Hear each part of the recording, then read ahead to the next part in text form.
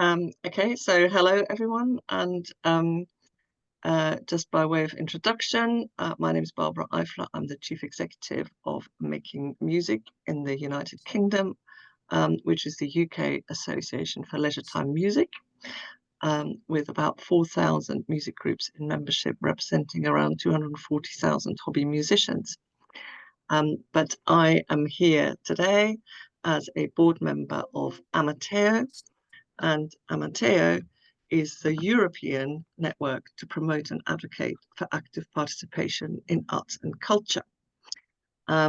So I'd like to show you a little bit more about Amateo. So I hope it's okay to share a short film that we have on our website introducing Amateo. Okay, so let me just see whether I can do this.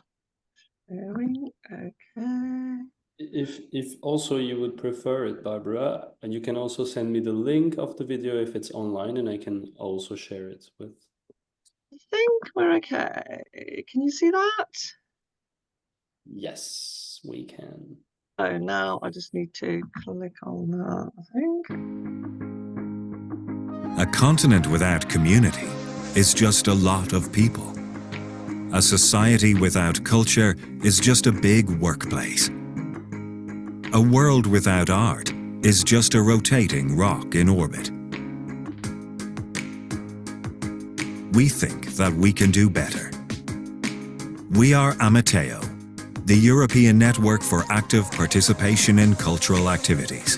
We are the most proactive European platform for promotion of people's participation in voluntary and amateur arts.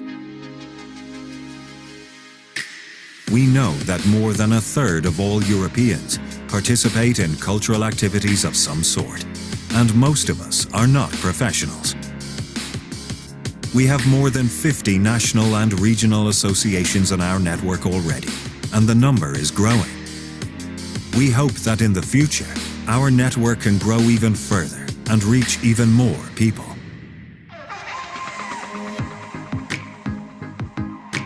Our goal is to provide opportunities for all creative individuals and groups to express themselves, regardless of their nationality, art form, or level of expertise.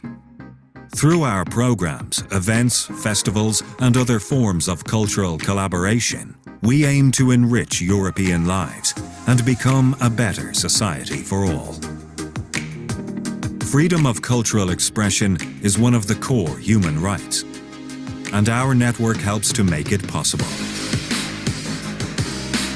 Participants in activities are not paid for their efforts. They do it for the love of the art itself, the true meaning of amateur. This is why we need recognition and support from all levels.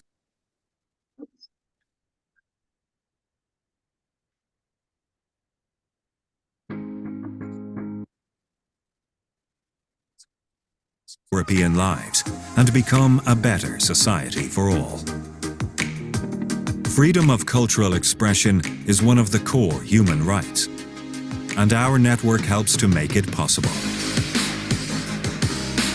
Participants in activities are not paid for their efforts. They do it for the love of the art itself, the true meaning of amateur. This is why we need recognition and support from all levels of society. Join the fastest growing participatory cultural platform in Europe. Become part of the Amateo network. Visit our website, learn about our programs, and meet our members. To misquote William Shakespeare, all the world's a stage and all the people players, not just the professionals.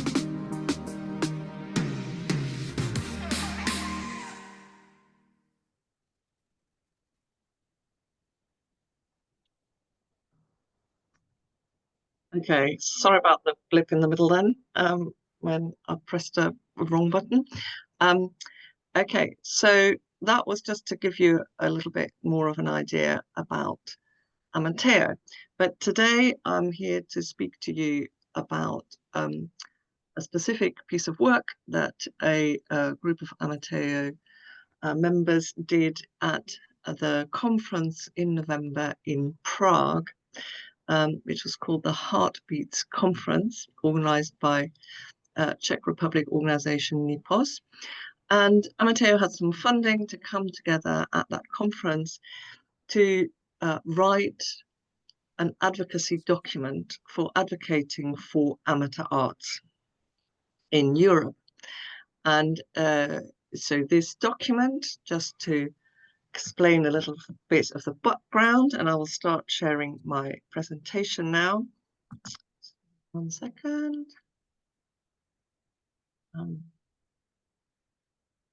Okay. No sound involved. Okay, so you're safe there. Okay,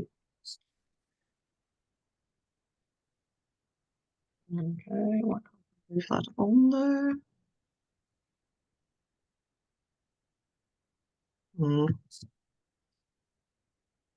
Karen, why can't I move the slideshow on? Maybe you can try to turn off your sharing and try again, potentially, after, if you could also reset the program. Yeah, I will do that. Okay, let's try.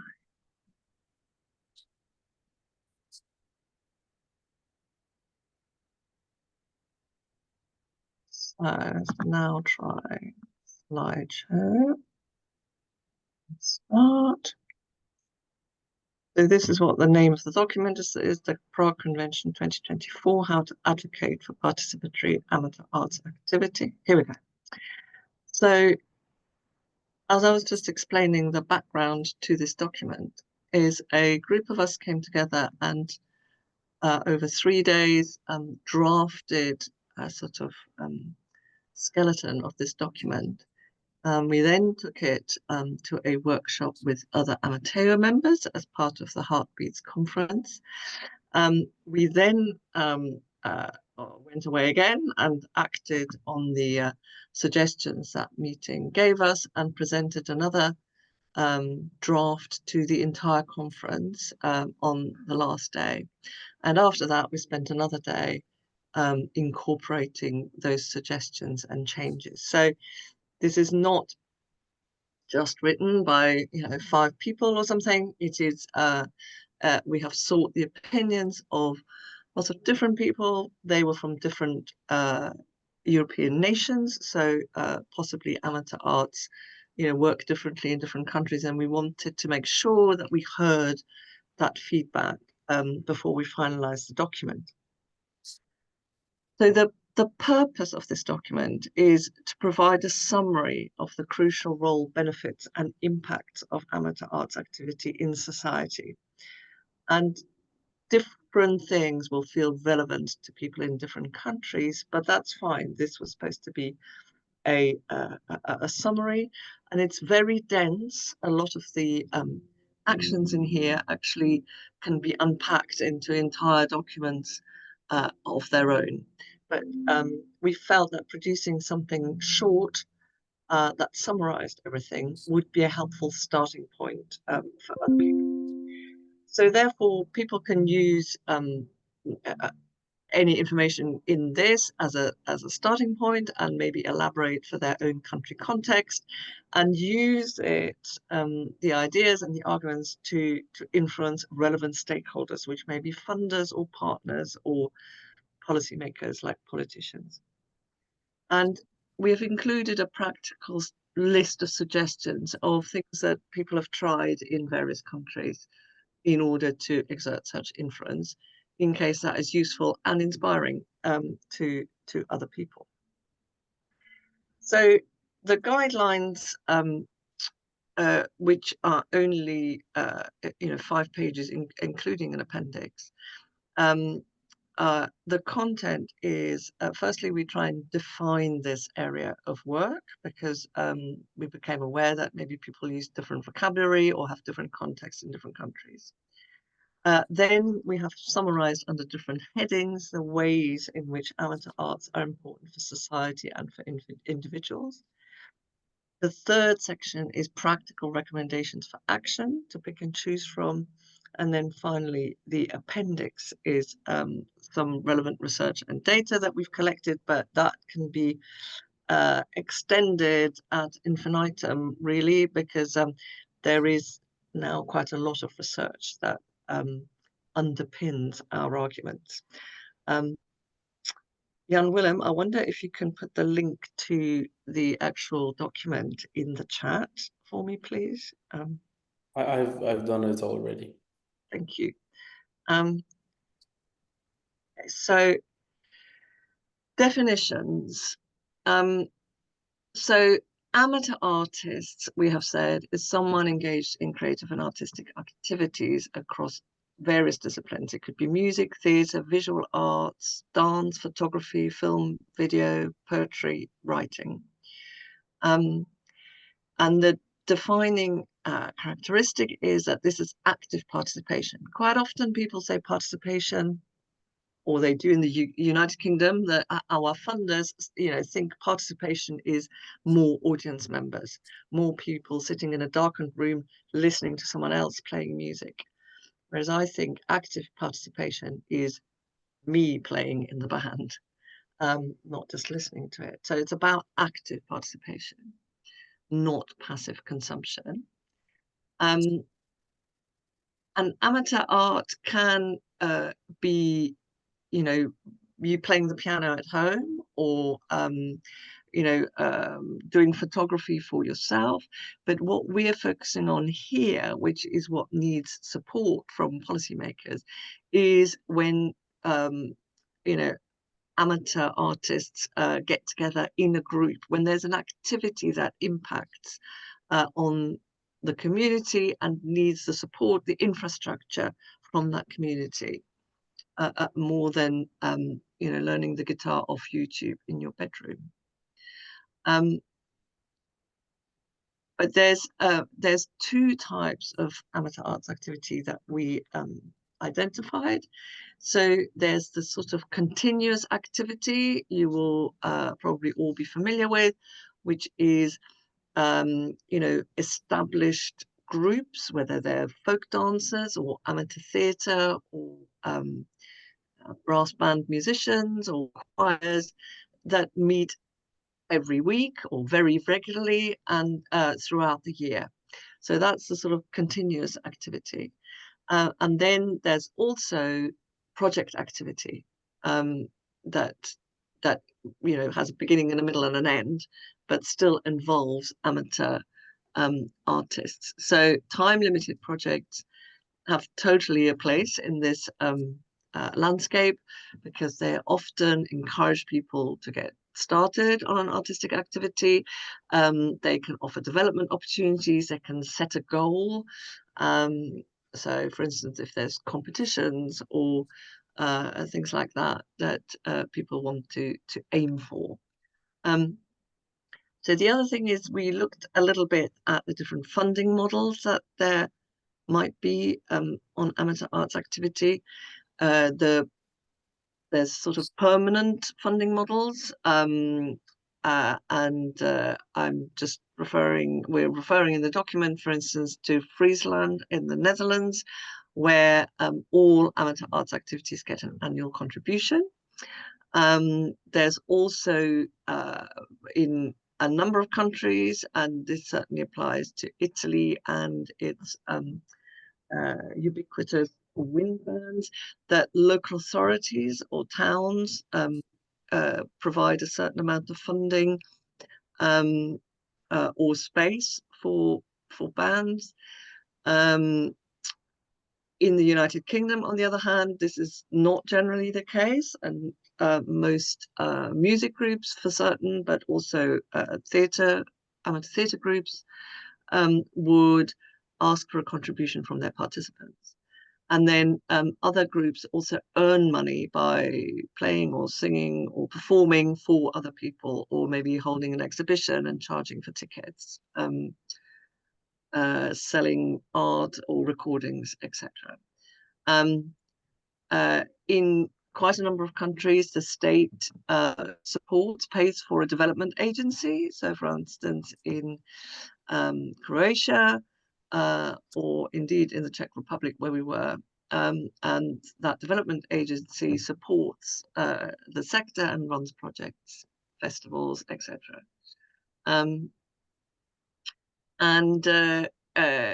There's also the model, for instance, in Germany, the BMCO receives a sum of money from the state, which it then allocates to a number of groups throughout the year. So those are kind of permanent funding models, if you want. And permanent funding, of course, is great in that it's often unrestricted, so it just contributes to the core costs of a group. Whereas project funding, which many groups also get, is generally conditional, or it's restricted for a specific time-limited activity. So I think in Germany they had some examples over COVID of specific funds for specific activities, and this certainly happens to my music groups in the United Kingdom, is that they might have funding for a specific activity. So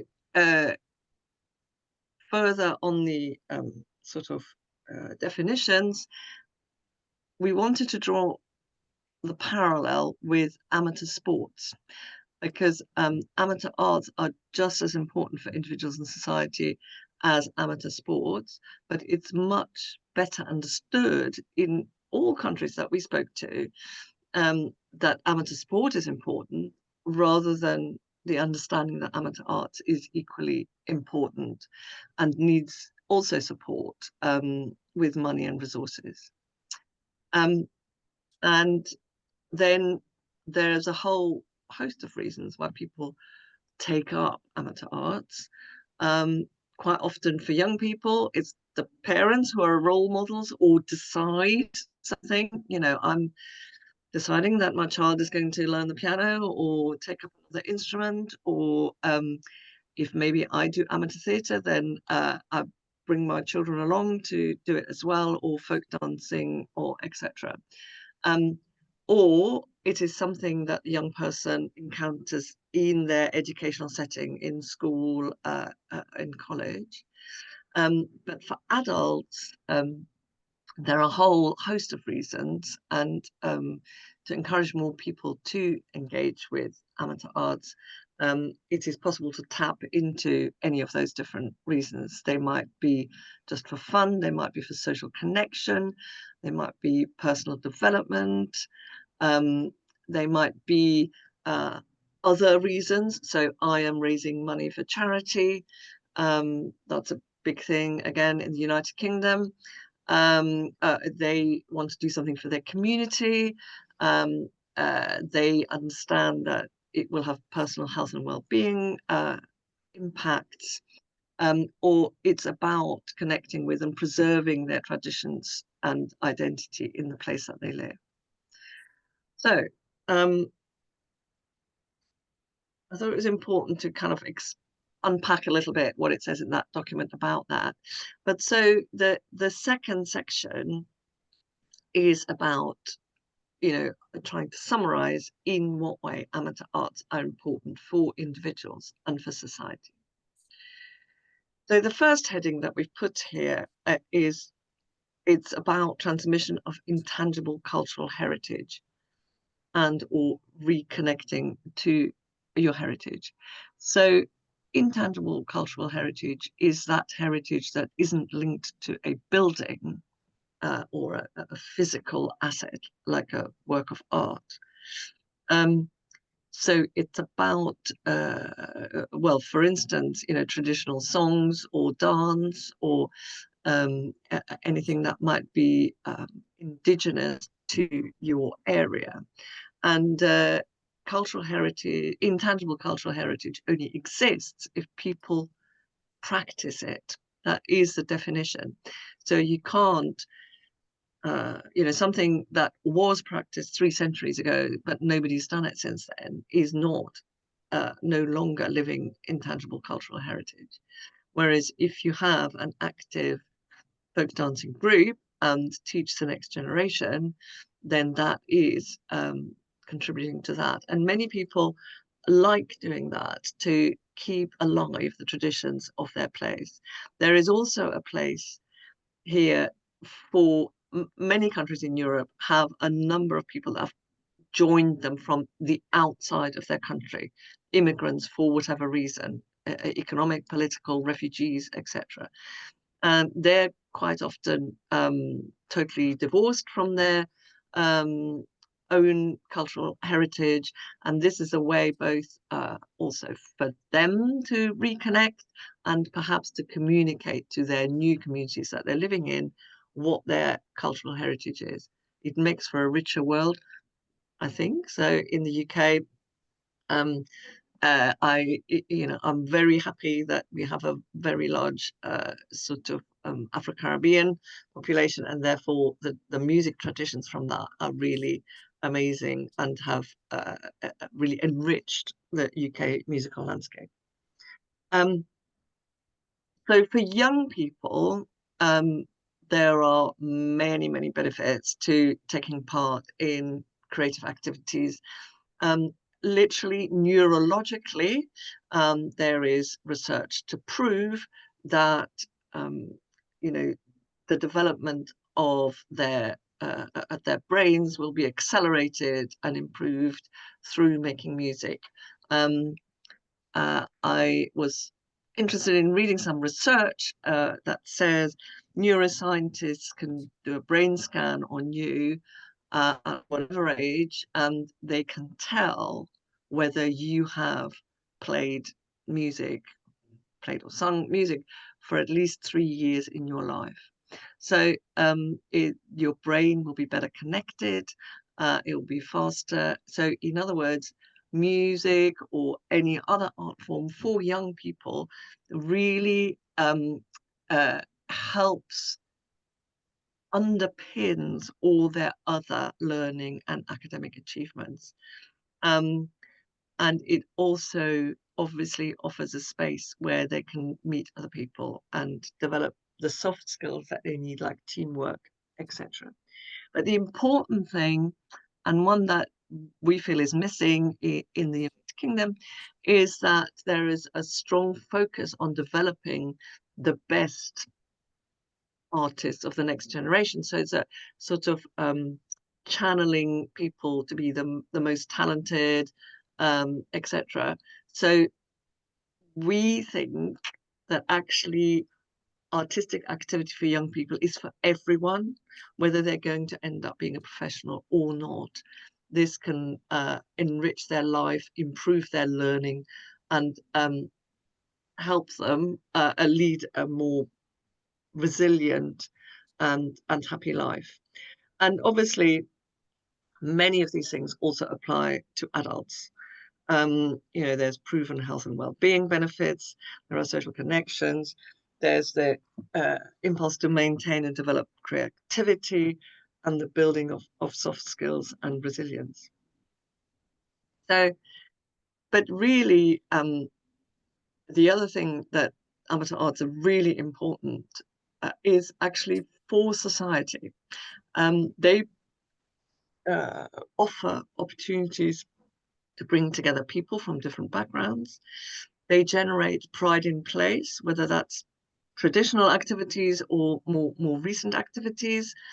They make people feel like they belong to a place, and so they have actually been shown to stop people abandoning, say, more rural places to move to a city, because they're actually developing a sense of belonging to somewhere, and somewhere that they are proud of,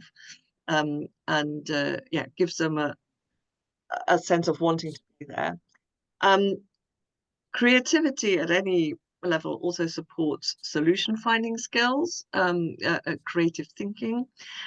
It fosters respect between people, and it gives people a voice in some way to articulate their concerns. Of course, there's also very tangible economic benefits from amateur arts. So Again, I don't know the statistics about every country. I know that in the United Kingdom, there are under 100 professional orchestras. There are 10 times as many amateur orchestras. So actually, whilst those amateur orchestras will be smaller economically, but they are still employing a lot of professionals. They are still booking a lot of venues for their rehearsals and concerts. They are buying a lot of music or hiring a lot of music. So they are bringing a lot of money back into the economy. And also it's a tool for social change.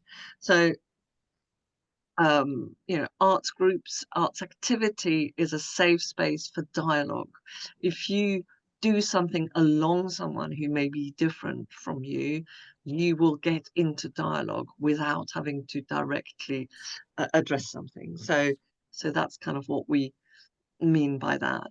And also it can be used as a tool, as a catalyst to address other social or ecological, for instance, problems. I'm just keeping an eye on the time. So the third section of this document is a bit of a pick and choose menu. It's really about inspiring people to think, oh, I hadn't thought of this way of addressing this problem. And it may vary from country to country and to art form, from one art form to another. So these are just ideas.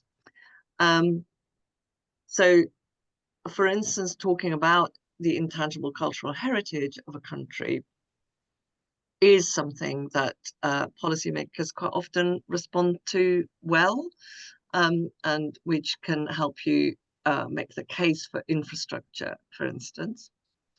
So if you don't have a space to practice your intangible cultural heritage activity, then obviously it's going to die. So that's, for instance, an argument that we are using again in the United Kingdom. For improving access for young people to arts participation, which many organizations and networks are very passionate about. The main thing is to make the case for better and more arts education in schools, because that means that all young people have access to arts activity, not just those whose parents understand why this is important or do it themselves. But there needs to be improved links in many countries between what happens in school and what happens outside school, whether that's still in the school building or outside in the community, you know, to signpost or to support young people to join activity outside the school. We talked about teacher training quite a lot, because a lot of people felt that teachers did not all have arts education in their teacher training. And actually, the main problem is that leads to a loss of confidence in them delivering the arts, if you're talking about primary school teachers, for instance, and that also secondary school teachers are not being given to understand how using arts activity could actually help their students develop a creative approach to their subject. And the other thing that one can do for schools is to promote the importance of arts education to school leadership teams, which is not easy. I don't know what the structure is in your country for governance of schools, for instance, whether there's any potential there. The other thing for young people, though, is to make sure that there are out of school and out of classroom opportunities. You know, are there spaces for these youth arts groups to take place? Are there the leaders that are trained appropriately to lead such groups? Because many young people will not be able to or will not engage in school. So there need to be other opportunities outside. including opportunities for youth arts groups to come together for festivals or competitions as a goal for something, as something that validates their experience, as something that helps them feel proud of what they have achieved. So one example I will give you from the United Kingdom is there is a choir called the Scunthorpe Cooperative Junior Choir. Scunthorpe is in the northeast of England and is one of the most deprived areas of the country. But this choir over the last 30 years has taken thousands of young people and given them the confidence to feel that they can achieve something. They have taken them to the Royal Albert Hall in London. They have taken them to win a competition on the BBC. They have taken them abroad to attend festivals. So this will have an impact, not just on the few of those young people that might become professionals, but on all of them feeling that there is a world outside their hometown, which may be quite difficult to find a job in, and that they are able to do that, that they are able to achieve. And then the other part of young people is that, of course, their parents are very influential. So it's very important to bring the parents along and explain to them how important the arts are. There's actually an Australian organization that helps do that. They're called Bigger Better Brains, if anybody wants to stick the link to them in the chat. They're very interesting. And also then to really, one of the things is to connect with young people where they already are, and that is very often on social media. So to make sure that messages are getting to them in the way that they like to get them. And that there's a great connection with professional artists that they admire. So very recently, Ed Sheeran has set up a foundation in the United Kingdom, and he went and visited various parts of the UK to do workshops, which of course is massively inspiring if you're in a small town in Scotland and suddenly Ed Sheeran turns up and talks to you about, you know, making music. So enough about that. Adults, though, are equally, you know, important. And what can you do to support that activity? So, firstly, are there enough leaders that are able to interact with amateur arts and lead or teach adult amateur arts? So the professionals are really essential here, but are there enough being trained up? Do they have the right skills? Because it is different. Sorry, I keep using music examples because that is what I know about. There is a difference between conducting a professional orchestra and conducting an amateur orchestra. So do they have the right skills? Is the training accurate? Are amateur arts groups able to communicate and welcome new people in the right way? Quite often they are unintentionally exclusive because they maybe they know everything about theatre, they know all the jargon that's to do with theatre, and a new person coming in might feel they don't belong here.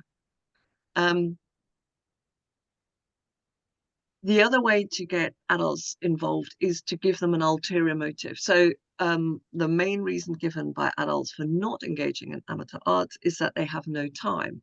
Well, everybody has 24 hours in the day. So actually what they're saying is that other priorities are more important. That probably is going to be family and work, say, but they will have some leisure time, but they are not prioritizing amateur arts in that. So often those kind of adults, if you give them an other motive, like this is actually good for your mental health, this is actually good for you know, your physical health, say if you suffer from long COVID, for instance, singing has been proven to help with that. So So then they are able to prioritize that in their lives in the way that maybe before they hadn't, when they thought it was just a fun thing to do. Hello. The Nordic Forum Hotel. Thank you. So again, giving adults other extra reasons to get involved, and that is in the United Kingdom, certainly charity fundraising is a big thing to do that. So there's an organization that runs, for instance, singing projects for men that are very time limited for 6 weeks. And they learn a whole load of songs and they raise money for Prostate Cancer UK. And at the end of the 6 weeks, they do a concert. Now, quite often, those new singing men are then so enthusiastic that they will also join a choir. So that's really interesting way of encouraging adults to get involved. And the other thing, of course, is to make sure that participatory arts activities are open and adapted to all adults, whatever their age, whatever their physical impairments may be. Yeah, so that is something to look at. You know, are you practicing your activity in a hall that is actually accessible to people who can't walk the stairs, or whatever? You get that. And then finally, we think that you know, one of the things is to use research and data and evidence to talk to policymakers. Again, many of us seem to have made the experience that giving policymakers numbers is a very effective way of making your case. So we have started a little list, and you may well have much more information in your own country about that, but that has always been a useful way to proceed. And then there are other ways, again, to promote amateur arts activity.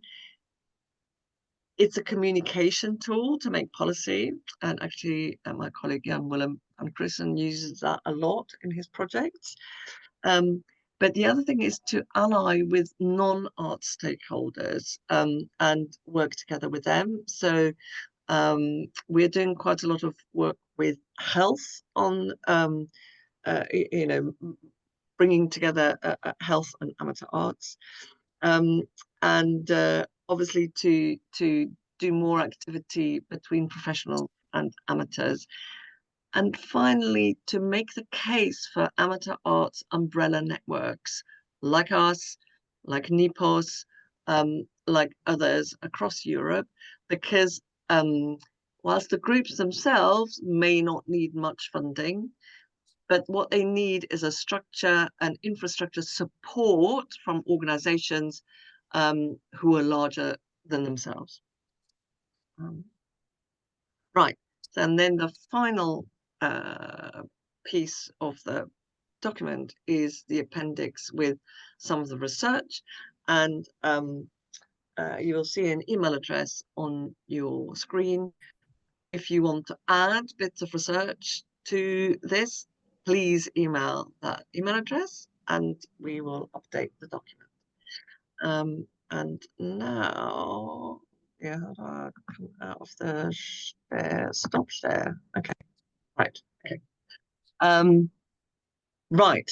So I hope that was not too long and made sense. And I'm very happy to myself or any other colleagues of mine on the call to answer any questions.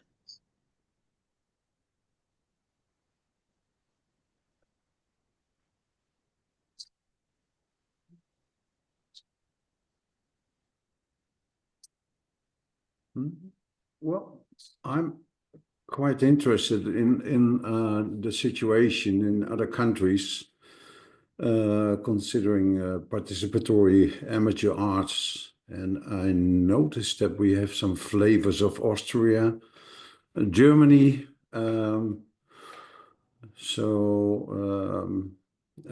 I know, for instance, Austria, I worked there for many years, but I was in the professional arts, and I haven't got a clue how the participatory amateur arts is.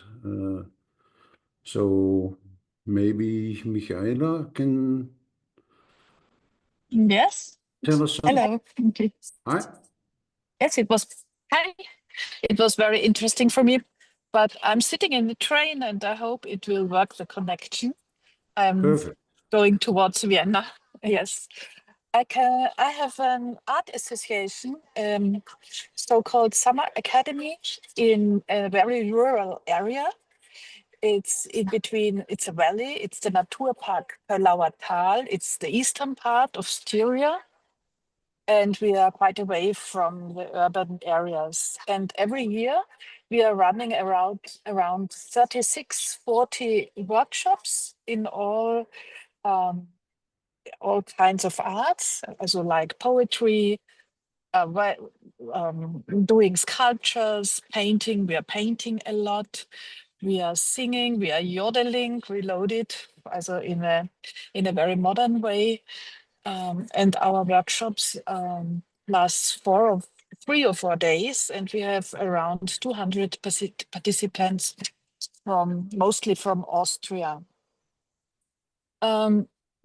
From the beginning, we worked with very professional artists, the artists with an academic background, and this was very important for us. And yes, and why I am here is because I'm very sad that our workshops are a little bit expensive for children, like you said.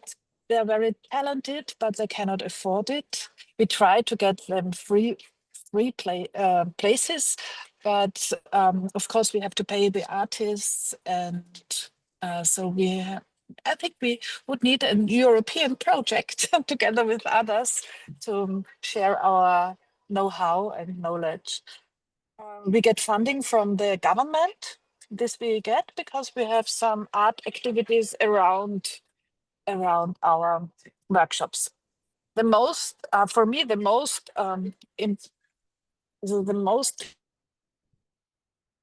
so the thing I like most is that you said it. It's a safe space for women. It's a safe space for people. They are doing art together in a workroom, in a workshop, and the people love it. They come every year again and again, and they bring friends with them. This is, I think, it's for their connection to themselves and to the others. They are doing together art. It's for the people so important. And yeah. And the situation in Austria is, I know high culture is huge. So there's a lot of opera, and there's a lot of money for it. But for the amateur arts, how's the political situation?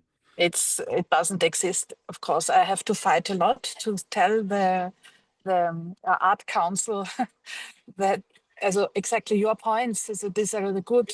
For me, it's a good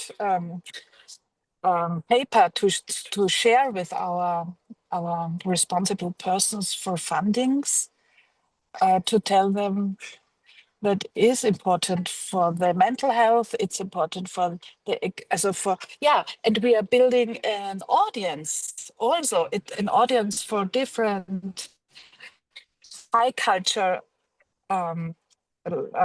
formats like operas, and the people there, when people come to our workshops, they also go to other places like in the theater or in museums. So we are building up an audience, a future audience for culture. But we have a very bad, at the moment in my country, we have right-wing government, and it's quite, we are fighting a lot at the moment. Yeah, It's not so that's easy. a global thing. Yeah, but we have it a little bit worse at the moment because they won a lot. Yeah. But So I'm not sure that the amateur arts is a political thing, because I mean, in Britain, for instance, we at the moment have a Labour government, but it's still getting the politicians to understand why Yeah. amateur arts are important. It's not, you know, their political thing. Can I just answer the question from Sonia in the chat in case she gets thrown out again? She asked, I have been challenged about the term amateur having a negative taste, and it was suggested to me to change it to community arts, though for me this is not the same. Sometimes I also use lifelong learning. Have you also had this discussion at some point? So in the UK, my music groups, I have had this discussion, and we do not use amateur. We describe our music groups as leisure time music groups. So you might understand that's quite an American sounding term, okay? But it immediately explains to people that whatever their training or background, these are hobby musicians who are doing it in their leisure time, okay? So, I mean, a lot of people in my music groups trained as professionals, or maybe some of them still are professionals. They get called in to be the orchestra leader or to play the trumpet for a brass band competition or something. But so what we found, Sonia, is that amateur is only recognized as a term in classical music. Other genres of music do not use the word amateur. So for music, it made no sense because we have lots of other, you know, types of genres in our membership.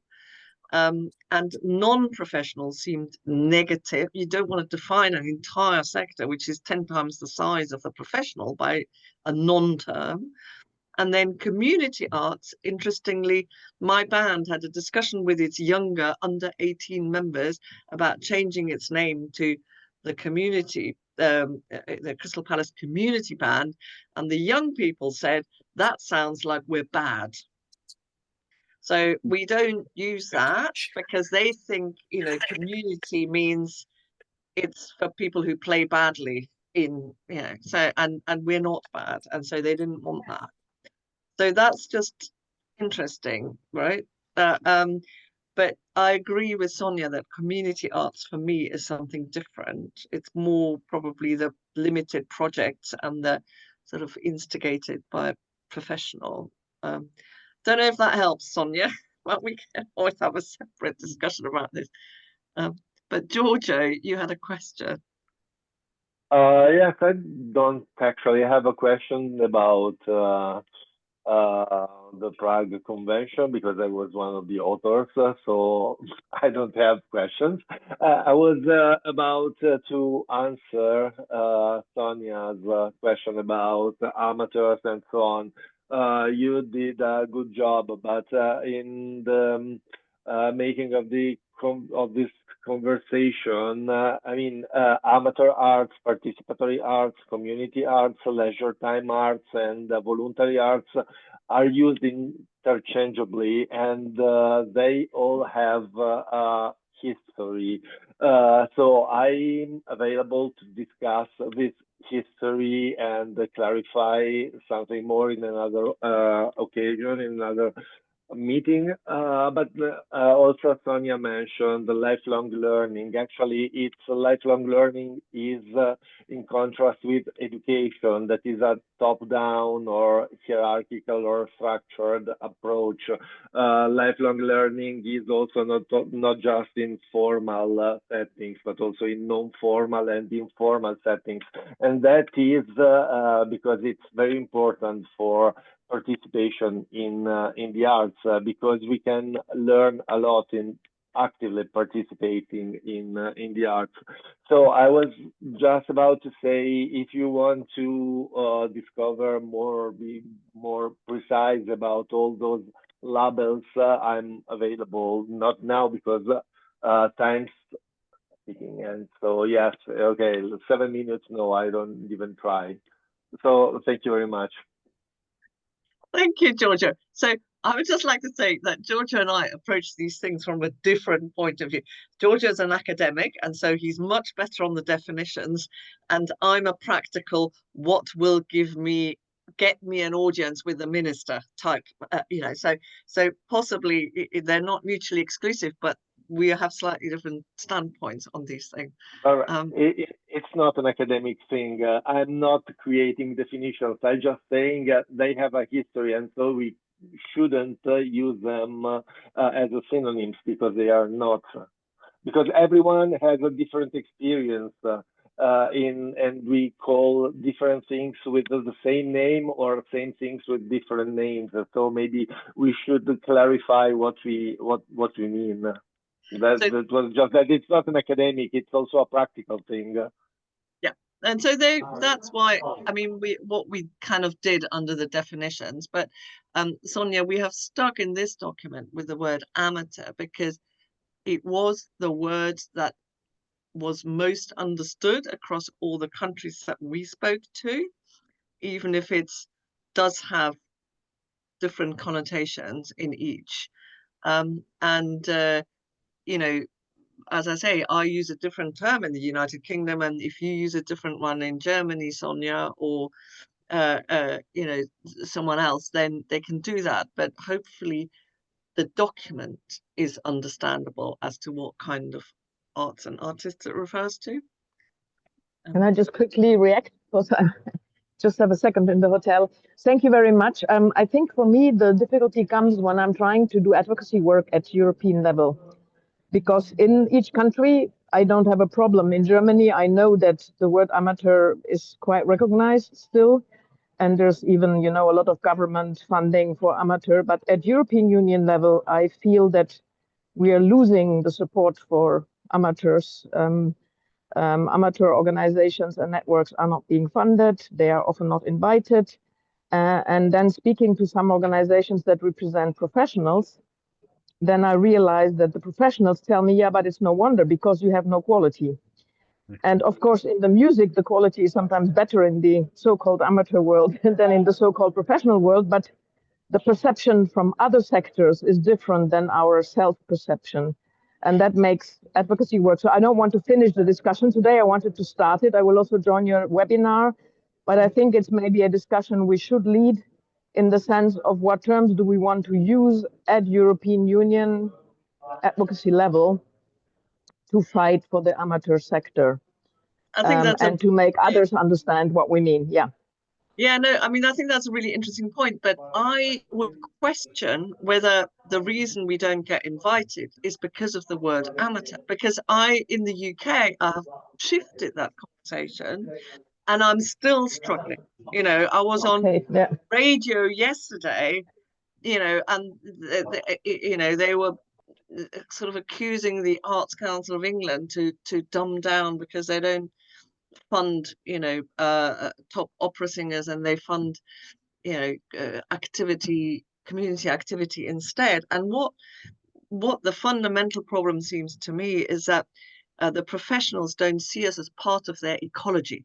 We're all one soup, actually, you know, because like I say, there's 10 times as many amateur orchestras in the UK. So if you're a child in the northeast of England, you're unlikely to encounter the Royal Philharmonic Orchestra, but you will possibly attend the Scarborough Symphony Orchestra, which will introduce you to classical music and then, you know, lead. It's the pyramid thing. And the professionals don't see that. They don't just come out of nowhere. They're not trees with shallow roots, you know, because then the first storm comes, they will fall over. You know, they need to have the deep roots in the community in order to keep that professional tree flourishing. Does that make sense? Sorry, got a bit poetic then. No, it's true, and it's different per region. Like in my region, the province of Friesland in the Netherlands, we have 620,000 inhabitants, and 50% is involved in amateur arts, which is a lot. So we have 200 amateur orchestras, 530 choirs, and 190 theater associations. But they see the importance, and they see it also as a very important point for their policy, because we need that humus, we call it, for the professional orchestras, etc. So that differs per region. Yeah, that's true. So Valentina, did you want to come? I think you had your hand up earlier. Just wanted to ask Michaela from Austria. She said that she would love to have some free spaces for young people. Maybe she could present her workshop at her Ministry of Education, because we have a lot of examples where, for instance, in Czech Republic, arts, culture, and education, as so is in Netherlands, are combined together. Maybe there are another way of financing her workshops, just that, nothing else. Yes, thank you very much. That means either we would shift it from the Art Council or combine it with the Education Council. Yes, sometimes we do it, but here we are a little bit also under the radar. Do you say this? So they don't, but we try it, and sometimes we get fundings, and then we are doing a great work together with the young people. But I wanted to mention that it is very important how to name it. Also in Austria, we are very patriarchy society here in the rural area, and they sometimes have, sometimes they combine it with, this is only art for women, they have too much time. So it's sometimes, but it is getting better and better. And so amateur arts, voluntary arts, this is for us a better way to name it. But yeah, the image is getting higher, of course, also because there are many groups, they are doing voluntary arts, very self-confident and very proud, and so the image is getting higher. Yeah, you have great choirs, I think, in Austria. So you know they're brilliant. Yeah. Marie. Yeah, thank you. If we still have the time for one more question, thank you so much for your presentation. Really enjoyed it, and I really I liked how you said that the professionals are essential, and in particular the need that they are skilled in working with amateurs. And me, who has a background in education, I couldn't agree more on this. And therefore, I wonder, how do you solve this like a problem in the UK, in particular with artists who emerge in this field and working with amateurs? So I can talk to you about music because that's what I know about. Okay, so sorry about that. But so we find that for choral leaders, there is quite a lot of training. There's organizations that understand, because the voice is part of you, you know, so therefore, unless they also provide psychological safety and feeling, then they won't get the best out of the voice. So there's quite a lot of training for them, but we have found that there isn't any for instrumental conductors. So basically they come out of music college, you know, and they treat the professional orchestra and the amateur orchestra the same. They will shout at them that this is an F sharp and not an an F natural, and actually they don't get people. You know, they don't understand people. And so actually we're working with some of our group's conductors who understand that that's a problem, to see how we can provide some continuing professional development on that. So that it's an issue. It is an issue, especially, like I say, for instrumental conductors, to understand that they need to they have a different group of people in front of them. It's the same for composers. Composers can write whatever they want and give it to a professional orchestra. Those people are paid to play that. Well, if they write something horrible for an amateur orchestra, nobody will take part in the concert because they're volunteers, right? So actually you have to work harder, and it's the same for instrumental conductors. You know, I'm just not going to come if you're going to be horrible to me, because you know, and I've had a stressful day at work, or I've just been made redundant, or you know, my child is ill, and you're just shouting at me. I'm just not going to come. So they need some people skills. Yeah, no, that's exactly the point. You need to be accessible. Yeah. And yeah, thank you so much. Thank you very much, Barbara, for this very insightful presentation, and everyone for joining the discussion. It was great to be part of this session with you. I'm afraid I will have to stop now the meeting, although it seemed like everybody has a lot of ideas in their mind. What I will do, though, is definitely include, I'm once again going to take a picture of the participants now. So if you want, what I can do is I can send a list of it to Barbara if you would like to send some additional, potentially some additional information. And also we have the recording, which I will share with Maya, and I'm sure she will know the best way to share it with the network. Okay, so I'm going to stop the recording now.